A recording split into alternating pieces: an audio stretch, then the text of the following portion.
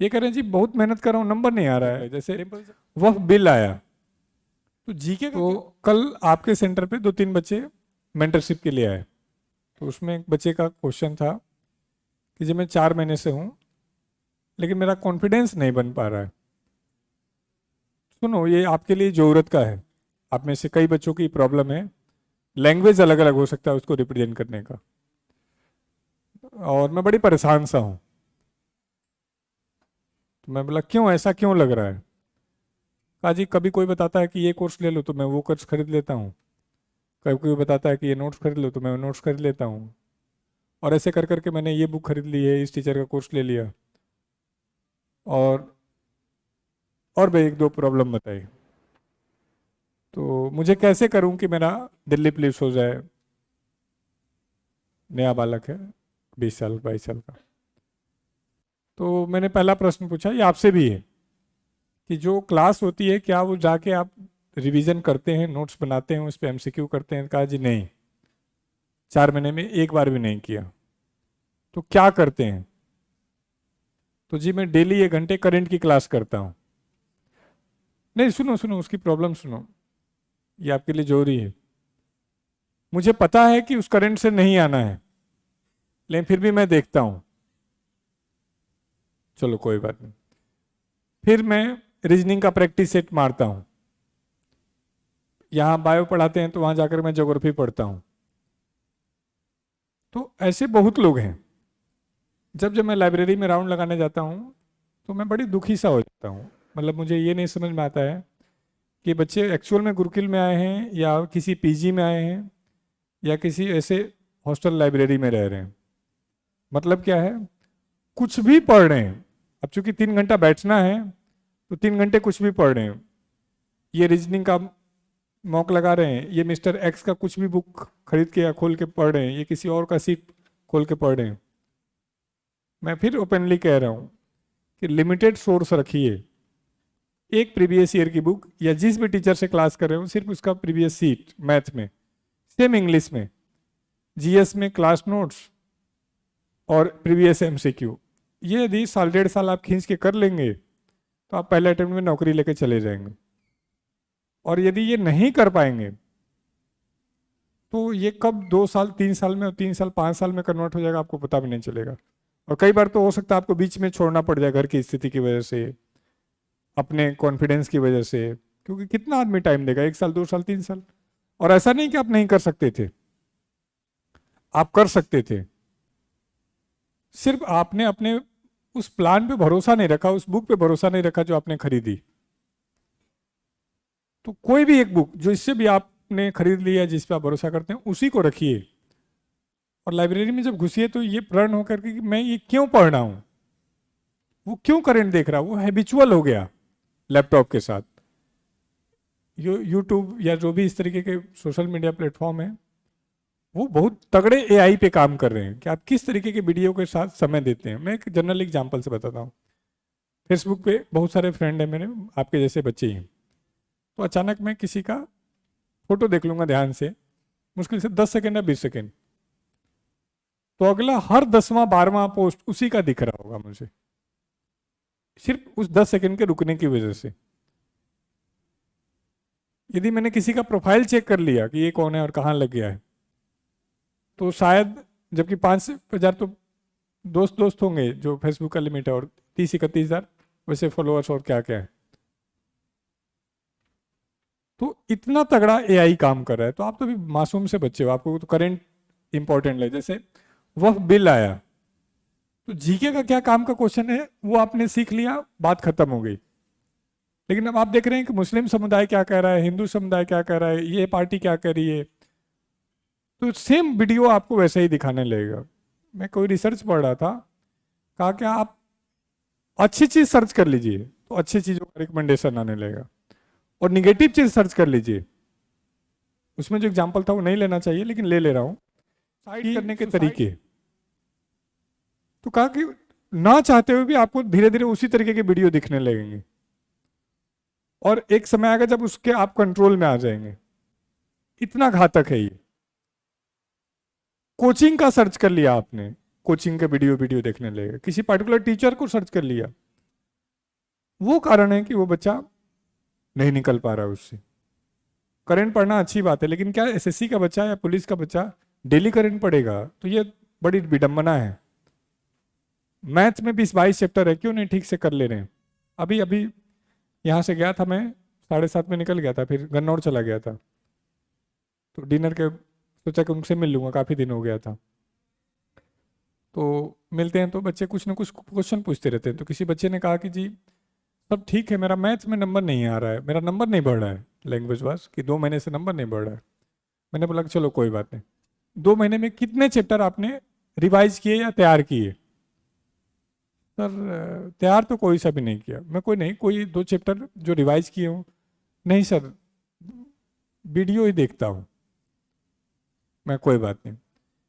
कितने नंबर आते हैं आपके टेस्ट में? कहा एवरेज 30 नंबर आ जाते हैं। मैं झूठ बोल रहा हूँ, तुम्हारे नहीं आते हैं? नहीं सर आते हैं मेरे। मैं डायरी लेके आ जाऊँ, 16 नंबर, 17 नंबर, 19 नंबर। एक टेस्ट में सिर्फ 28 नंबर था, 12-14 टेस्ट चेक किया मैं। मतलब आपके बात करने का तरीका ये बता रहा है कि वहां तक पहुंच ही नहीं सकते आप। फिर मैंने उसको कुछ टास्क दे के आया, तो संयोग से उसका जो रूममेट है वो सिलेक्टेड है, वो भी वहीं था, वो मुस्कुरा रहा था। मैं बोला, क्योंकि रूममेट को पता है एग्जैक्ट सच्चाई जो है। वो चला गया। मैं क्या वजह है? कहा आपने दे दिया टास्क? मैंने कहा हाँ। बोला करेगा ही नहीं। मैं क्यों? कहा इसका हर 15 दिन पे 4 से 5 दिन का छुट्टी है, और यदि कोई आप में से ऐसा भी है तो आप 5 साल तैयारी कर लीजिए। हाँ, 5 दिन की छुट्टी कब चलने लगेगी?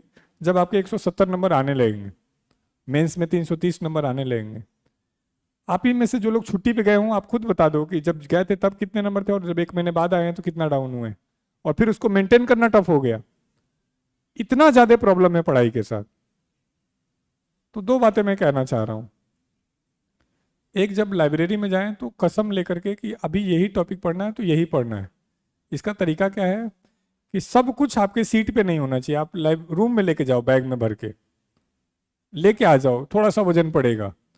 और ये है कि इस सीट स्लॉट में सिर्फ मैं मैथ ही पढ़ने वाला हूँ, तो सिर्फ मैथ का बुक या कॉपी होना चाहिए। नहीं तो क्या हो रहा है, आधे घंटे वो पढ़े हो, 15 मिनट वो पढ़े हो, 20 मिनट वो पढ़े हो, 1 घंटा वो पढ़े हो, कभी वीडियो चला ले रहे हो, और 3 घंटा देखने को भी लग रहा है, और चीजें भी गड़बड़ हो जा रही हैं। जस्ट एक बच्चे से और मिला, वो 19.5 साल का है, जबरदस्त एनर्जी लेवल। मैंने कहा कितने नंबर का है? टेस्ट नहीं देता हूँ मैं मतलब मैंने अपना अलग प्लान बना रखा है। मैं कितने, क्या मतलब है? डायरी तो भरते नहीं, मैंने अपनी डायरी बना रखी है। मैं तो सही है यार, मैं लेके आ डायरी। 8 से 9 पॉलिटी, 9 से 10 ज्योग्राफी, 10 से 11 मैथ, 11 से 12।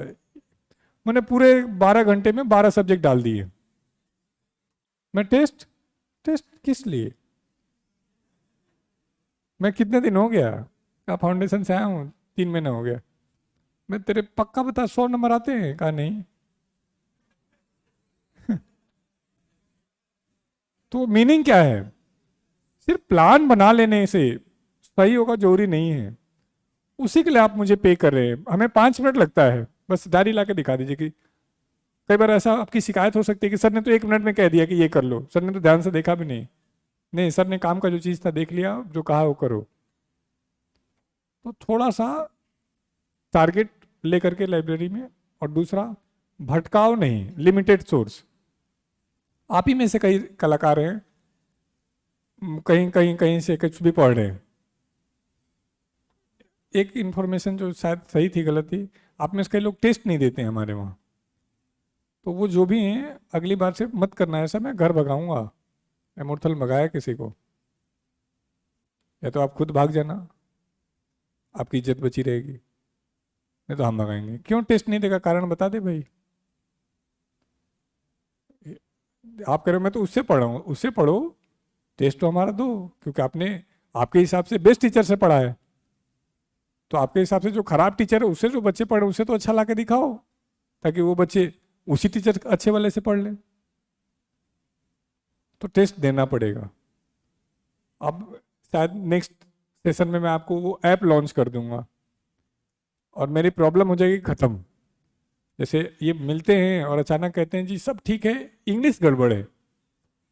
मैं डायरी देना तो चला आ ही रहा है 95 नंबर, तो सब ठीक कहाँ है? बाकी भी गड़बड़ है, इंग्लिश ज़्यादा गड़बड़ है। तो वो अभी ये कह रहे हैं तो चुपचाप मुझे सुनना पड़ता है। ये कह रहे हैं जी बहुत मेहनत कर रहा हूँ, नंबर नहीं आ रहा है, लेकिन पता चला कि 30 दिन में ये 9 दिन अब्सेंट रहे हैं,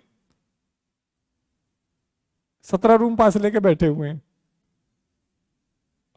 और देख के स्मार्ट लग रहे हैं। तो मुझे लगा, यार पढ़ने में तो ठीक होंगे। तो सॉफ्टवेयर आते ही मेरी ही प्रॉब्लम हो जाने वाली ही खत्म। तो थोड़ा सा ये 2-3 चीजें कर लो, नहीं तो 32 लाख लोगों में से 17,000 में आने में बहुत दम लगता है।